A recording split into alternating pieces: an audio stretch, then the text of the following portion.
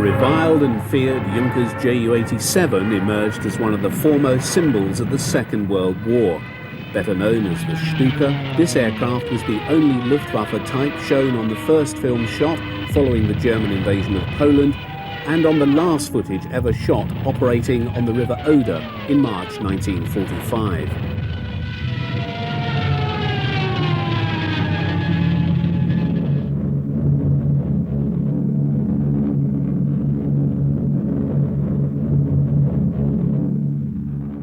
It was the effectiveness of the Junkers Sturzkampfflugzeug, or dive bomber, better known by its contraction to Stuka in the Polish campaign, that confounded many of its critics within the Luftwaffe. Indeed, its remarkable success not only formed the basis of its notoriety as a weapon of fear, but also saved the type from an early demise. The decision had already been taken prior to the invasion of Poland to actually phase the Stuka out of production at the end of 1939. On the 1st of September 1939, the Luftwaffe could deploy 9 Stuka-Gruppen to the attack on Poland. Indeed, the Stuka has the distinction of initiating the first action of the conflict when 3 of the type from 3rd Gruppe of Stuka Geschwader 1 bombed Polish defences guarding a bridge over the Vistula. This returning Ju-87C has had to jettison its undercarriage. It was one of only a small number built to operate from the never-completed aircraft carrier, the Graf Zeppelin. During the raid on the Polish naval base at Hella, it's been hit by flak, prompting the pilot to employ the fitted explosive bolts to blow away the damaged undercarriage. The early destruction of the bulk of the Polish Air Force eliminated any potential danger to the Stuka from marauding enemy fighters. Thus, almost from the opening hours of the Polish campaign, the Stuka-Gruppen operated with virtual impunity. Their ability to strike at tactically significant targets was helped in no small measure by the intelligence acquired by Army cooperation and reconnaissance flights, which provided accurate information of the deployment of movement of Polish forces.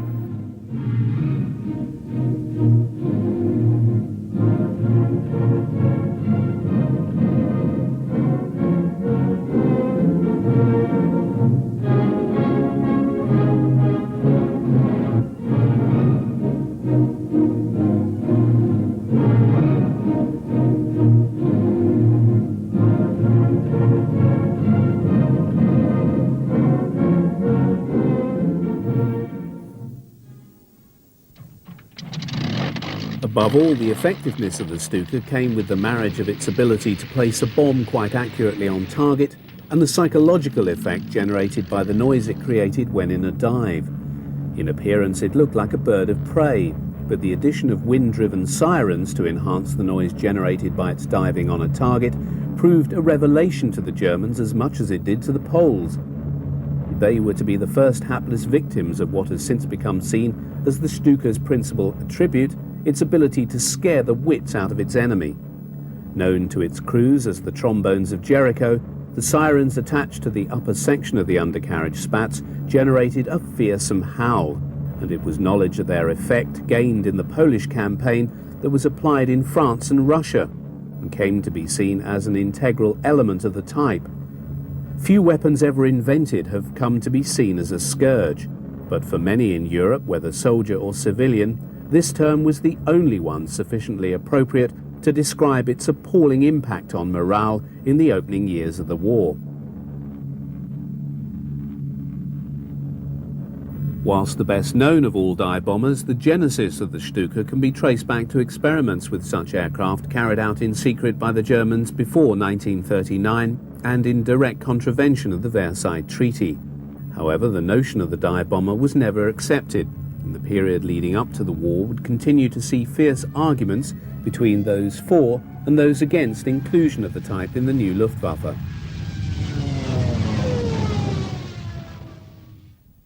The first aircraft to be designed and built for the Luftwaffe as a dive bomber was the Henschel HS-129, which entered squadron service in late 1935. Its service life was short, being shifted to the ground attack role after experiences in Spain. It gave sterling service in this capacity on the Eastern Front through to 1944. The appointment of Ernst Udet, a firm supporter of the dive bomber, as head of Luftwaffe's technical supply department, saw a firm commitment to the expansion of the Stuka Gruppen. Udet's enthusiasm had been fostered by seeing Curtiss Hawk fighters being used as dive bombers in the USA. Goering purchased 2 to entice Udet into the Luftwaffe. It was also Udet who saved Juncker's submission for a new, more advanced dive bomber from being rejected by the head of the Luftwaffe's development section. The Ju-87 was blooded in Spain. 3 Antons served with KG-88, and their success in action prompted expansion of the Stuka Gruppen in Germany. With the emergence of the more refined B model in 1938, the Anton was retired, and none were in frontline service on the 1st of September 1939. Although the newsreel made much of the involvement of the Stuka in the German invasion of Denmark and Norway, only one Staffel of the dive bombers was actually committed. It was, however, equipped with a new variant, the long-range Ju-87R. Clearly seen are the sirens fixed to the undercarriage and the 66-gallon underwing fuel tanks. First Staffel of Stuka Gruppe 1 had taken delivery of their new charges just a few weeks before the operation began in early April. By the end of that month, it was operating from bases in southern Norway and flying sorties against the ships of the Royal Navy, which had been committed in force to the fighting in the fjords around Trondheim and Narvik. The opening of the German campaign against the West on the 10th of May 1940 saw the Stuka Gruppen supporting the mobile forces which provided the cutting edge of the offensive plan to defeat the Allies. From supporting the glider-borne assault on the Belgian fortress at Eben-Emael to the continuous dive-bombing assaults on French troops defending the Meuse crossings, the Stuka Gruppen proved themselves invaluable. Employed as flying artillery, they blasted a path across northern France for Guderian and Rommel's panzers. By leapfrogging from forward base to forward base, they were able to keep up with the fast-advancing panzer spearheads. It was from such operating procedures that the epithet was coined which best encapsulates the Stuka's role throughout the war. Where the infantry go, the Stukas go.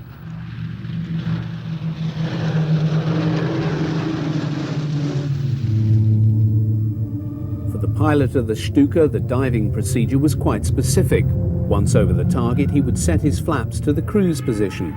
The elevator trims and rudder trim would also be fixed in the cruise position, as was the pitch of the air screw. Switching on the contact altimeter, the pilot would then adjust it to the correct altitude mark. He would then set the supercharger to auto, throttle back on the engine, close the cooler flaps, and open his dive brakes. The last action automatically activated the pull-out mechanism and the safety pilot, while at the same time tipping the whole plane over on its nose to begin its dive. As the plane began to plummet, sirens screaming, he would gauge his angle of descent by matching the horizon against lines etched on his starboard cockpit window, although an experienced pilot could do this by aiming with the nose of the plane as it fell earthwards. The Stuka was one of the very few dive bombers built that could actually drop at 90 degrees to the vertical, by which time it had reached a velocity of about 335 miles an hour, with the absolute airspeed for a dive redlined at just over 400. Once the plane had reached the preset altitude on the altimeter, a red light would come on, signaling the pilot to depress his control column, an action that engaged the automatic dive pull-out device and released the bomb. With the nose returned to the horizontal, he would return the propeller, dive brakes and flaps to their normal flying mode. Such actions lay behind the image of every plunging Stuka used in the war. With the Anglo-French armies having fallen back on the port of Dunkirk and the operation to evacuate as many soldiers from the port begun at the end of May, the attention of the Stuka Gruppen was diverted to frustrating British intentions. By May 29th, aircraft from all 3 Stuka Geschwader were involved in attacking the port, the beaches and the shipping. This footage was shot on the 1st of June when the Stuka Gruppen launched 3 mass raids against the port and ships. The last major Stuka attack on Dunkirk was launched on the 2nd of June. By the time Dynamo ended on June the 3rd, the Stukas had sunk 7 French and 6 British destroyers, 5 large passenger ships and many dozens of smaller craft. A high toll, but the Stukas did not stop the evacuation. Although exaggerated RAF claims of shot-down Luftwaffe aircraft were later reduced to 262, with the actual loss of 132, a goodly number of these were Stukas.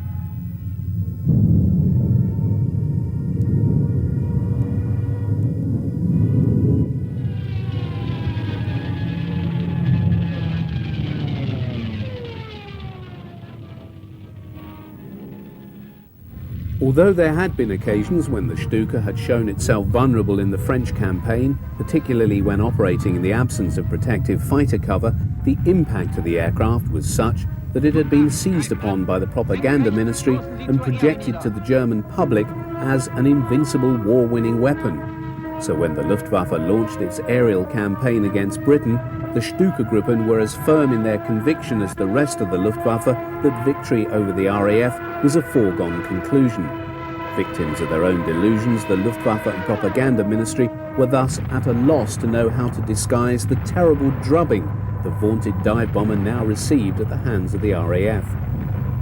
The newsreel film shown here, which dates from this period and purports to show Stukas dive bombing British targets, is fake. The RAF had revealed the Stuka for what it was: slow, unwieldy, poorly defended and quite vulnerable when sluggishly pulling out of a dive. On August the 13th, 280 Stukas had been available for the assault on Britain. By the 19th, 41 had been shot down and the tide pulled from the air offensive.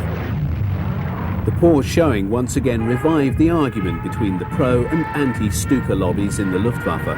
Within 8 months, however, these mutual recriminations would once again be silenced as the type's fortunes were resurrected in the skies over Yugoslavia, Greece and Crete. With their noses and other parts of their airframes painted a bright yellow for the invasion of the Balkans in April and May 1941, these Ju-87B2s start out to bomb British forces in the Peloponnese in Greece.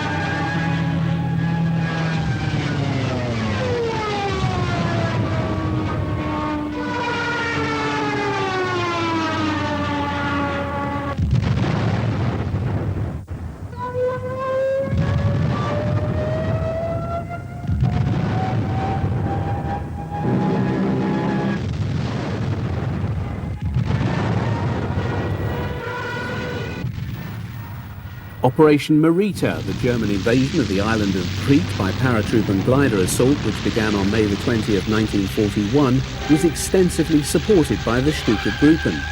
3 Gruppen of Stuka-Geschwader 2 Immelmann flew from bases at Molai and Mycenae on mainland Greece and from the island of Scarpanto. These were mainly Ju-87Rs fitted with the long-range tanks. With these, they were able to inflict heavy damage on British naval forces operating in and around the island, and in bombing British Commonwealth and other Allied positions on Crete itself. Within days of the end of the battle, the 3 Gruppen were winging their way to Poland and for their greatest challenge. In spite of the almost total commitment of the Stuka-Gruppen to Operation Barbarossa, the invasion of the Soviet Union, which began on June 22, 1941, film of them in action during the opening months of the campaign is virtually non-existent. This arose from their close support of the rapidly advancing Panzer spearheads. They were thus required to leapfrog eastward from base to base and from sector to sector on almost a daily basis, and this made it extremely difficult for the cameramen to keep pace with them. Only in northern Finland, where the 4th Stuka Staffel of Lehrgeschwader 1 was operating against Soviet forces, defending the approaches to Murmansk and the city itself from bases in northern Norway, was it possible to film the Stuka in action during this period. In this theatre, as in the Baltic states, Byelorussia and the Ukraine, the Stuka was able to roam almost at will amid skies swept clean of enemy fighters and in conditions of Luftwaffe air superiority, generating the same fear and terror among the ranks of the Red Army that had made it the scourge of the French the summer before. Notable successes attributed to Stuka operations in this period included the sinking of a number of warships of the Soviet Baltic fleet at Kronstadt. The sinking of the battleship Marat was attributed to a young Oberleutnant by the name of Hans Ulrich Rudel, whose rise to fame and notoriety in the years ahead would be inextricably linked with that of his preferred mount, the Stuka.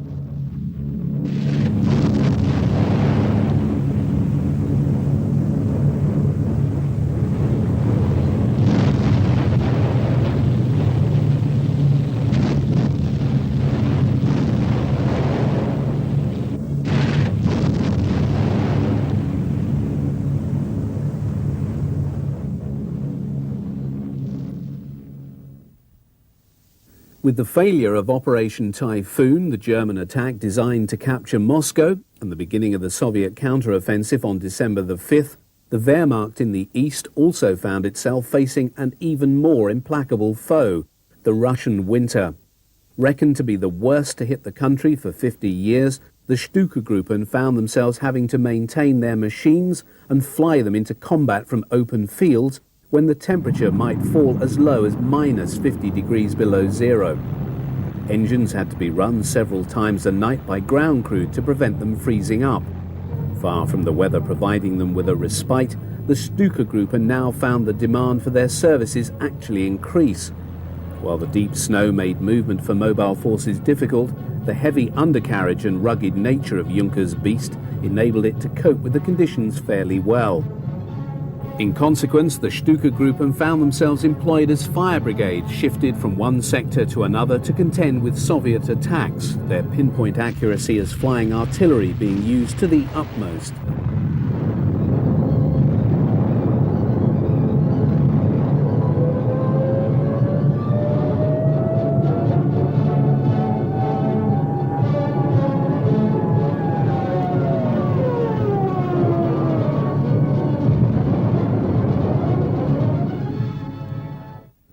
Some of the worst conditions were experienced by 4 Gruppe of Lehrgeschwader 1 operating out of northern Norway in support of the Finnish-German attempt to take Murmansk. Flying over such forbidding territory in such appalling conditions often spelt death to any crew unfortunate enough to be lost on such a mission. Whereas the cold took most of those lost on operations in the vast Taiga, capture by the Soviets was often as cruel. They gave short shrift to many a Stuka crew, for the dive bomber with its howling wail was an object of hate to Soviet troops.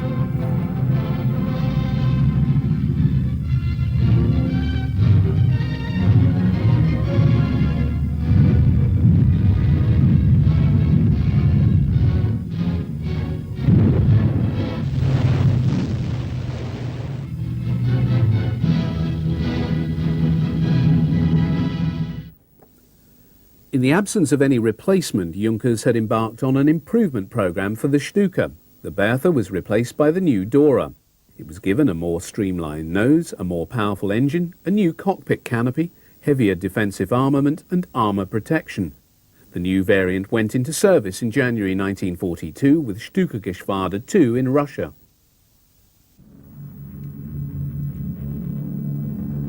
The D was to be the most widely produced of all Stuka variants, some 3,000 from a total of just over 5,000 Ju-87s, so most units in early 42 had to remain flying their war-weary B models. These 87Bs, probably belonging to Stuka Gruppe 77, are in action over the Kerch Peninsula in the east of the Crimea at the tail end of the winter of 41-42. The weather is already on the turn, with the snow giving way to the spring thaw. This Gruppe had seen extensive action in support of the forces of Army Group South since July 1941 and would be involved in the very heavy fighting in the Crimea that took place in May and June of 1942. Stuka Gruppe 77 also played a significant role in the reduction of the fortress of Sevastopol in June and early July. before being transferred further eastward to support 6th Army in the Don Bend and on the approaches to Stalingrad. By then it had re-equipped with the Dora.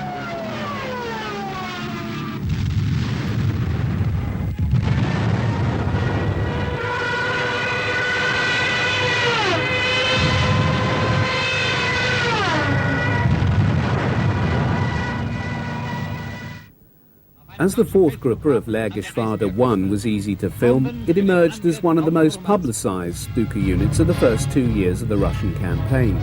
Due to the perception of northern Finland as a relative backwater, this grouper continued operating its berthas for much longer than those on the eastern front to the south. This was in spite of the growing importance of Murmansk as a conduit for Lend-Lease supplies to the USSR, brought to the port by the infamous Arctic convoys from Great Britain. This factor had in turn prompted the Soviets to increase its air protection of the port. 1942 saw the gradual giving way of the outdated Polikarpov 116 fighters, which had been the primary type encountered by the Germans in 1941, to the more sophisticated and effective new generation of Soviet types, represented by the Yak-1 and Lag-3.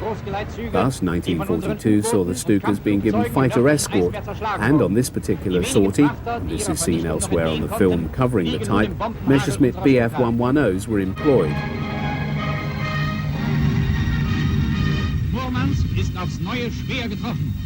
During the course of 1942, this Stuka group was redesignated the first Gruppe of Stuka Geschwader 5.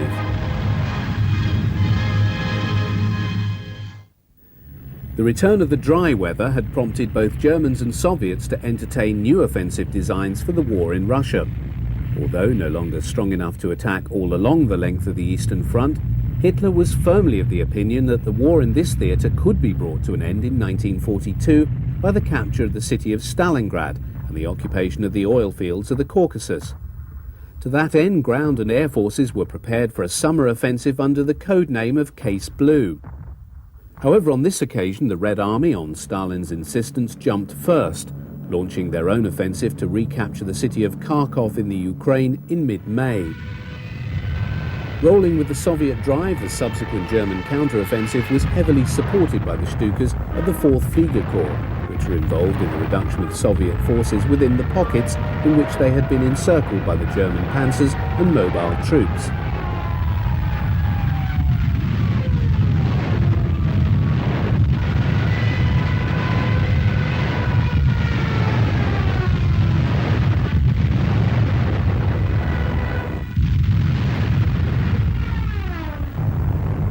Conditions of total air superiority and reminiscent of the previous summer, the Stuka Gruppen committed to this operation plied their trade free of any interference from the Red Air Force. The fighting was regarded by many as some of the most ferocious of the campaign.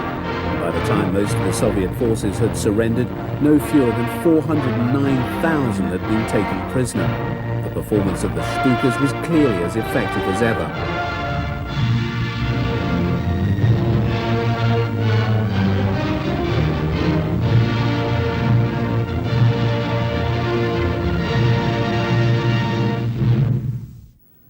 Although delayed by the Soviets at Kharkov, Case Blue finally began towards the end of June.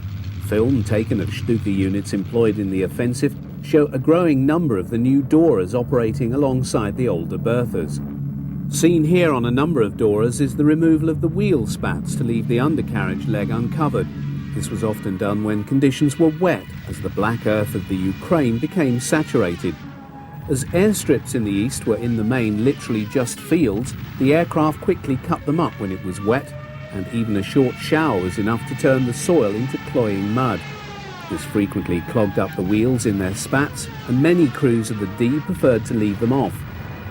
Production of this variant had to be built up quickly as, in 1941, the Bertha had been run down in anticipation of the Ju-87 being ended altogether in favour of the Me-210, which then proved a failure. So, in December 1941, just 12 Berthas were produced, and the full reinstatement of the Stuka in its Dora form saw production grow significantly, with most Stuka Gruppen re-equipping with the type by the end of the year.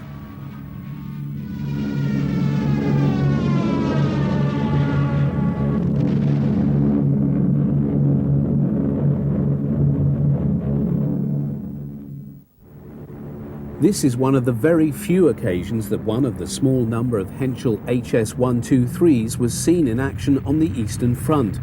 This particular machine belongs to Schlachtgeschwader 1 and is giving very close and low-level ground support to German forces on the outskirts of Rostov-on-Don in the summer of 1942. This was the swan song of the HS-123 in the ground attack role, its place increasingly taken hereafter by the new and purpose-designed HS-129. In the wake of the Soviet encirclement of the 6th Army at Stalingrad in November and its subsequent extinction in February 1943, the Germans were in full flight in southern Russia. All through the retreats and subsequent counter-offensive at Kharkov, the Stuka-Gruppen were in constant action. By this time, all are equipped with the Dora, any surviving berthers having been allocated to training schools.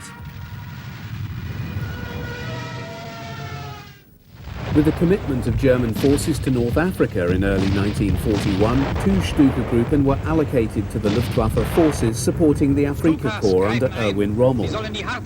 Not forgetting the vulnerability of the type to the RAF, 2 fighter Staffen were allocated to provide protection to the Stukas. Stuka strength in the theatre fluctuated, with the whole of Geschwader 3 available to the Luftwaffe's General Hoffmann for ops in early 1942. These were mainly of the B and R variants, outfitted with filters to enable the engines to stand the all-pervading dust. The Stukas remained effective until mid-1942, the highlight of their career in this theatre being their role in the taking of Tobruk in mid-1942. Thereafter, their effectiveness was reduced by improving RAF air power.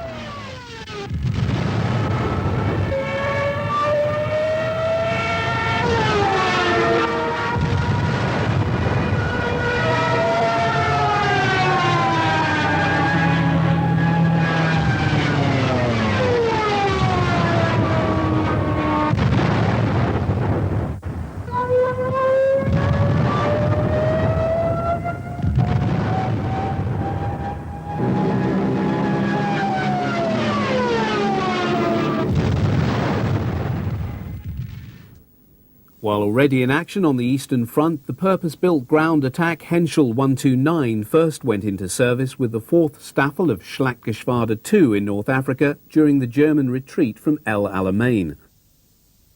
Although disappointing, further Staffel began operations in Tunisia in late 1942.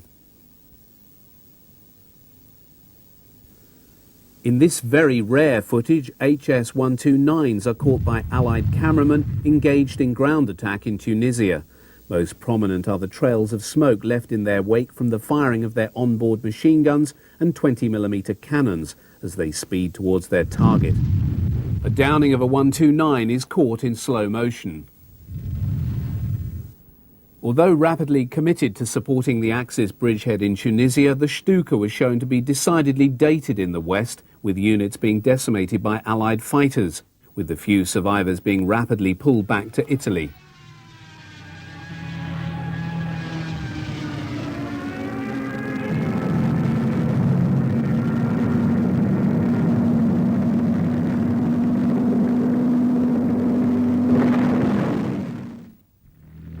Until their withdrawal in September 1943, German and Romanian forces occupying the Kuban bridgehead in southern Russia were engaged in continual heavy fighting with Soviet forces. Stukas found themselves employed on daily sorties against the Red Army. Although being used as dive bombers, a number are seen armed for low-level assault, carrying the AB-250 weapons container, which rained small anti-personnel bombs on enemy troops.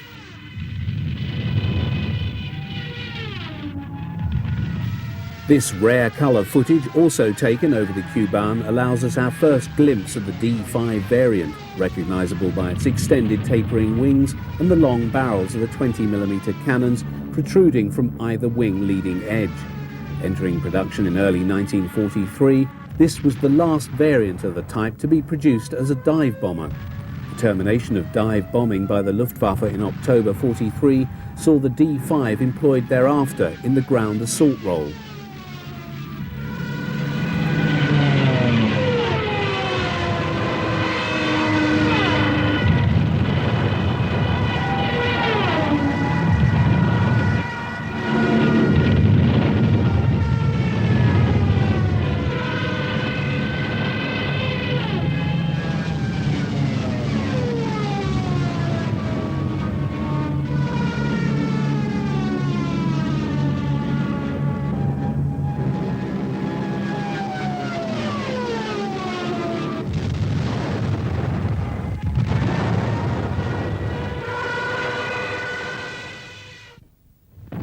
On July the 5th, 1943, the Germans launched their ill-fated final offensive in the east. Under the codename of Operation Zittertel, the plan was to have 2,700 tanks and SPs assembled for the offensive to cut off the great Soviet salient based upon the city of Kursk.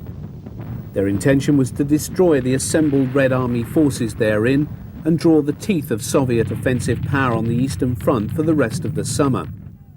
The Luftwaffe had concentrated no less than 70% of its total air power deployed in the east to support the army. This translated into approximately 2,000 aircraft distributed among the air fleets 4 and 6. Of the total number of Stukas still available to the Luftwaffe, no less than 84% were serving in Russia, with a substantial proportion of that figure committed to Zittertel. This operation marked the end of the mass employment of the Stuka in the classic dive-bombing role. 3 Gruppen of Stuka Geschwader 77 operated in the south of the salient, while 3 of Stuka Geschwader 1 supported 9th Army to the north. Stuka units flew up to 6 sorties for the duration of the offensive.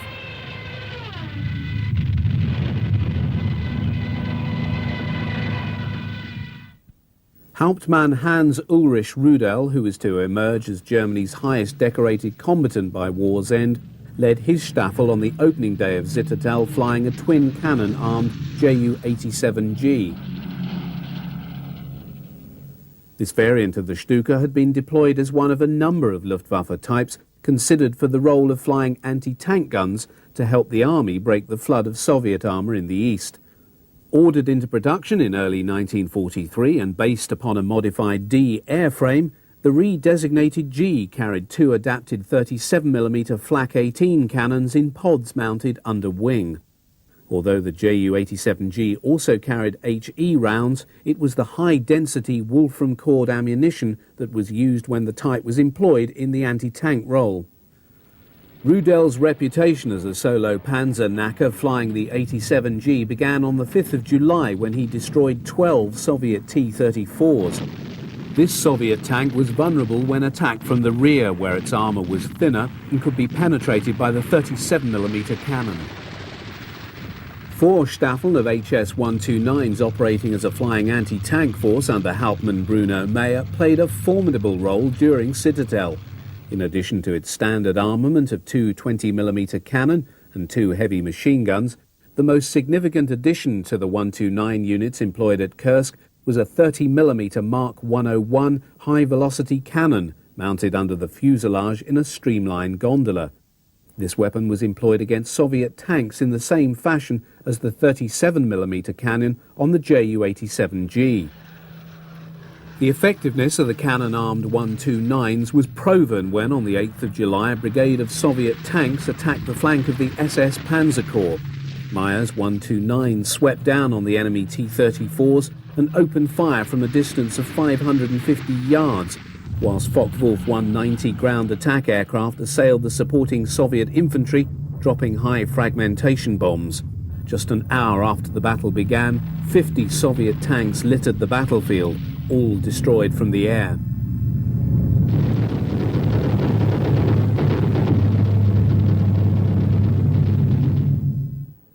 A fortnight after Hitler called off Zittertel, the Soviet forces in the south of the salient went over to the counterattack and rapidly recaptured all territory lost to the Germans. This Soviet push now melded into the one that had been operating against the German forces in the Orel Bulge since the 10th of July. Along the whole of the southern front for the remainder of the month and throughout August, the Stuka units found themselves being transferred from one danger point to another, flying sortie after sortie, supporting the ground forces in their attempt to halt the increasing number of Soviet breakthroughs.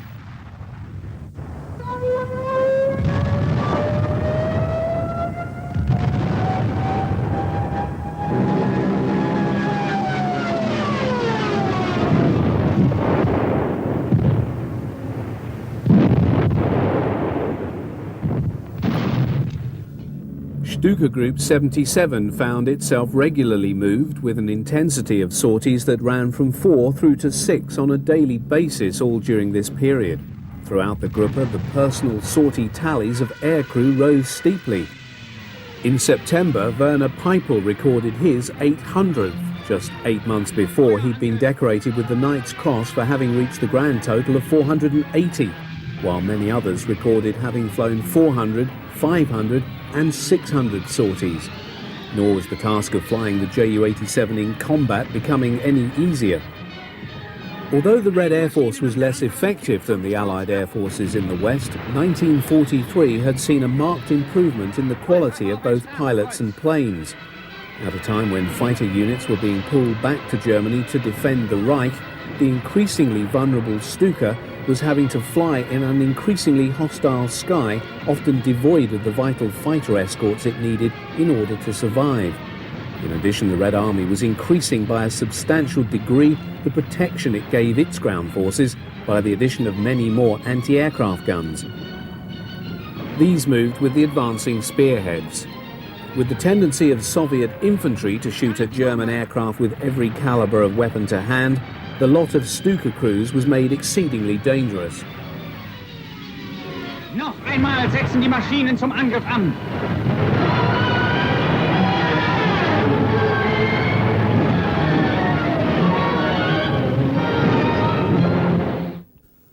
In the autumn of 1943, the newsreel caught the celebrations marking the 100,000th sortie flown by Stuka-Geschwader 2, subsequently redesignated Schlachtgeschwader 2 Immelmann since its commencement of operations in September 1939.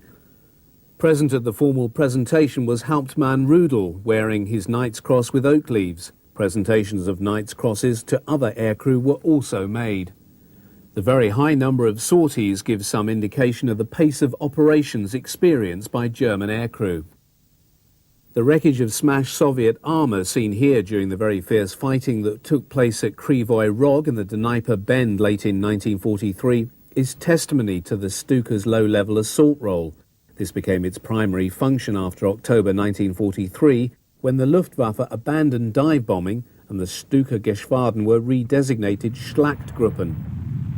Although in the West the effectiveness of the Stuka as a tank destroyer using bombs was regarded more as propaganda, in Russia it is clear that many Stuka pilots demonstrated a remarkable ability in bombing tanks at low level and destroying them. While this footage shows some Stukas operating at medium altitude, it also shows other Ju-87D5s swooping down at very low levels, strafing the targets and aiming their bombs with great precision directly onto the hulls of T-34s.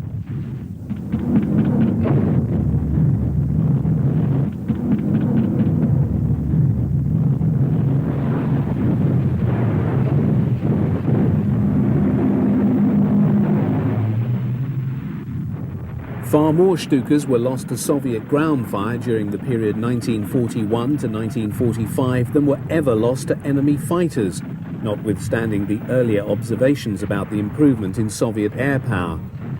As can be seen here, Schlachtflieger attracted flak in massive quantity.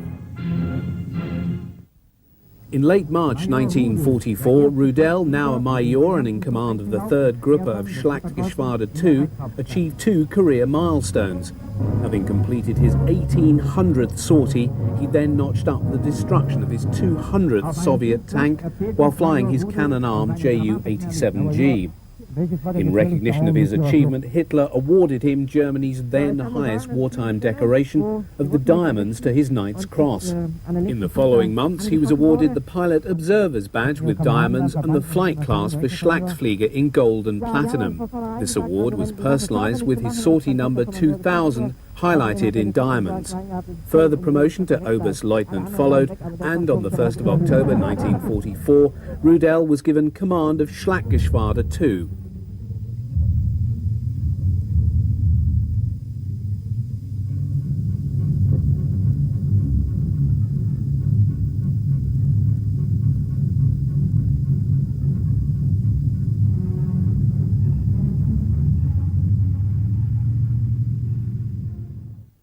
With the initiative on the Eastern Front now having passed irrevocably to the Red Army, film of military operations from the winter of 43-44 illustrate that most actions which show the German army attacking the Soviets are limited counterattacks of a tactical nature.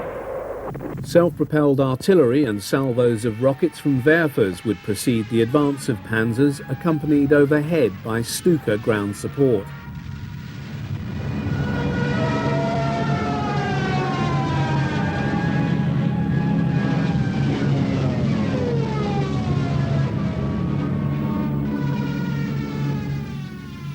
Where, however, such counterattacks were directed at a point of major Soviet offensive effort, the Red Air Force could be expected to respond quickly. Ilyushin II Sturmovix, providing the Soviet equivalent of the Schlachtflieger, would begin their own attacks on the advancing German forces. The effectiveness of this heavily armed Soviet type led it to being dubbed the Black Death by German infantry. The arrival of the Stukas points to a further assault on the Soviet positions. However, the manner in which this attack is depicted by the editors of the film, in terms of the images and of the sound effects, is testimony to the continuing propaganda value of the Stuka being depicted as a dive bomber, even at this late stage of the conflict.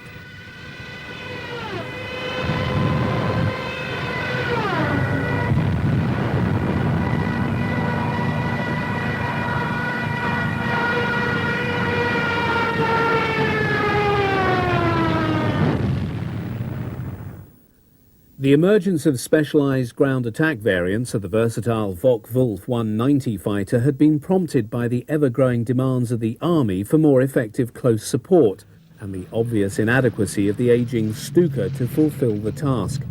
This role was satisfied by the F model of the 190. The need for a longer-ranging fighter bomber also saw the emergence of the G series. Both types entered service in 1943, with the first Stuka-Gruppen converting to their new mounts early in the year. Even though 1943 was to see no fewer than 1,800 Stukas leave the production lines, by October the rate of conversion from Ju-87 to FW-190 was taking place at the rate of 2 Gruppen every 6 weeks. However, it was only in 1944, when production of the 190 underwent major expansion, did sufficient aircraft become available with which to continue re-equipping the remaining Stuka Schlachtgruppen on the Eastern Front. By June 1944 and the opening of the Soviet summer offensive, there were 7 Schlachtgruppen operating approximately 200 FW-190s on the Russian front. By midsummer 1944, Rudel was not only highly decorated, but also the darling of the propaganda department, and one of the most familiar faces to German audiences watching the weekly newsreel. Rudel was not embarrassed by this interest that bordered on hero worship, being more than happy to show off his physical prowess and his concern with maintaining a vigorous and healthy lifestyle.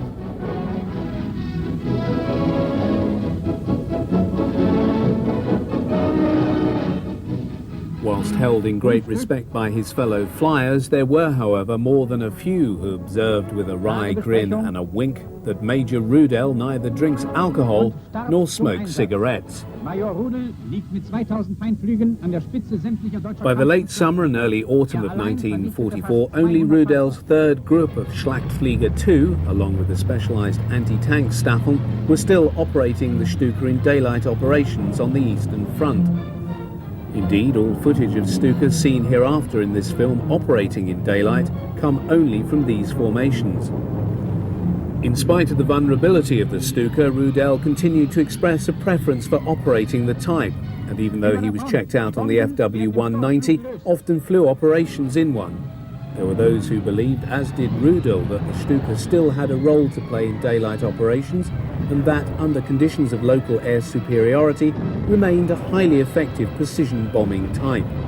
By this time, most Stukas operating in the east, and indeed the only ones serving in the west, were operated by the Nacht Schlachtgruppen in the night assault role. The effective ground-to-air communications provided by the Luftwaffe radio operatives in their own command half-tracks operating alongside Army formations allowed the flexible and rapid deployment of Stuka formations in the ground attack role. Observed by Luftwaffe General Robert Ritter von Greim, a Kampfgruppe of panzers, assault guns, self-propelled guns and infantry prepares to launch a counterattack on dug-in Soviet forces. Prior to their assault, Stukas carry out a preliminary low-level bombardment of the Soviet positions. In addition to employing normal high-explosive bombs, a number of the Stukas would also use SD2 or 3 anti-personnel bomblets. Another favoured weapon employed by the Stuka in the assault role was a special weapons container equipped with 3 fixed and angled MG-81 heavy machine guns for ground strafing. This sequence is notable for the manner in which it illustrates the diverse range of Stuka variants operating with Rudel's 3rd Gruppe of SG-2 Immelmann in the late summer of 1944. Early Ju-87 D2s and D3s, still retaining their dive brakes, operate alongside the later D5s and the specialised anti-tank Ju-87Gs. The D2s and 3s are armed with SC-250 or SC-500 bombs under the fuselage and 4 SC-50 bombs under wing. The latter are fitted with extended percussion detonators. It is the earlier variants of the D that retain their underwing dive brakes and is still employed in the classic dive bombing role. While abandoned under official policy, retention of this capability was clearly deemed by Rudel as Geschwader commander to still have its place in the repertoire of Stuka tactics. By this stage of the conflict, massive Soviet summer offensives have pushed the Wehrmacht out of European Russia, with the Stukas operating against Red Army forces driving into the Baltic state of Lithuania. Evidence of the effectiveness of Soviet flak is a hit to the leading edge of this D5, just outboard of its 20mm MG-151 cannon barrel.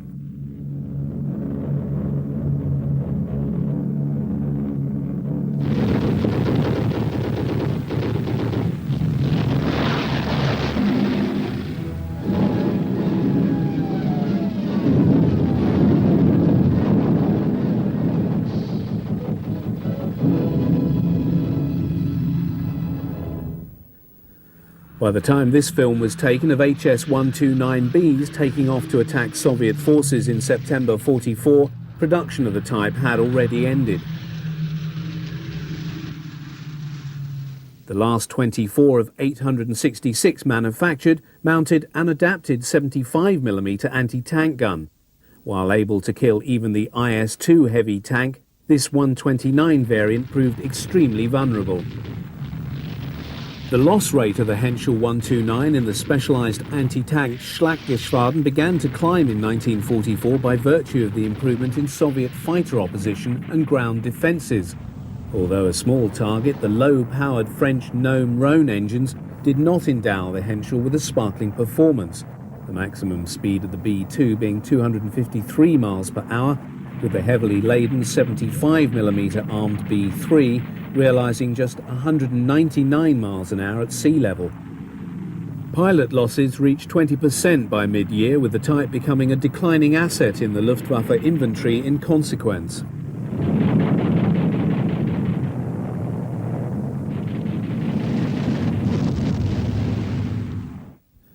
Whether or not the Soviet leader Joseph Stalin deliberately held back his forces from giving support to the Polish Home Army when it rose against the Germans in Warsaw in August 1944 is still a matter of some debate among historians. In practice, the lack of Soviet opposition in the skies above Warsaw allowed Stukas to operate with impunity in support of German forces in their drive to reduce the city and fulfill Hitler's demand that it be levelled to the ground. The fighting continued through to October, with Stukas in operation throughout that period.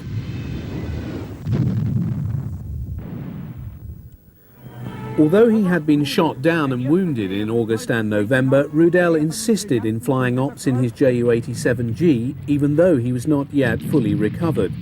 By the end of December 1944, his tally of destroyed Soviet tanks had risen to 460, with another 40 being added by the end of January.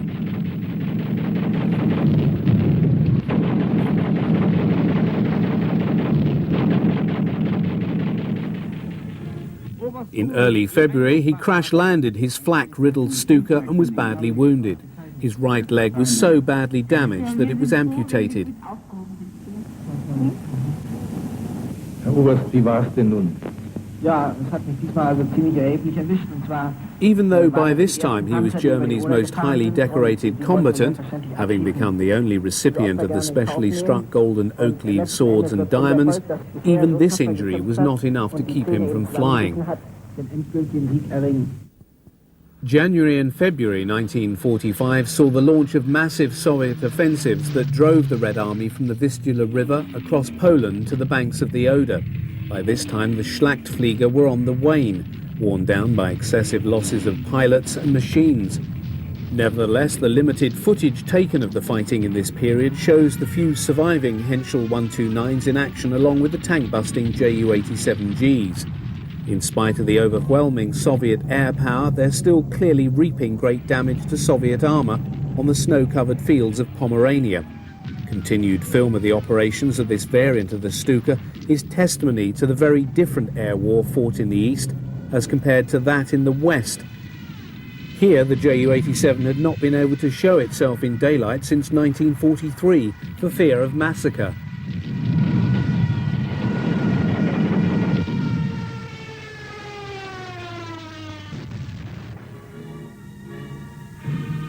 It is perhaps the ultimate paradox that the very last film ever taken of a Luftwaffe aircraft in action for the newsreel should be of an anti-tank Ju-87G on a solo sortie attacking Soviet armour on the Oder in March 1945.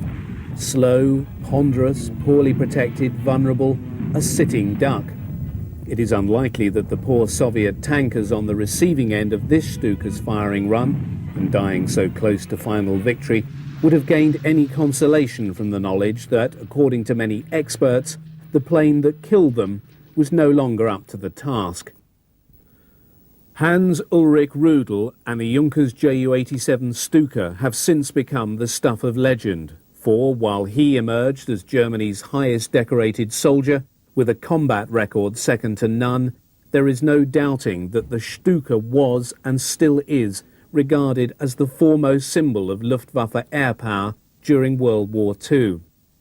The images of Stukas plunging earthwards, sirens screaming like banshees, will forever be remembered as one of the most terrifying images of 20th century warfare.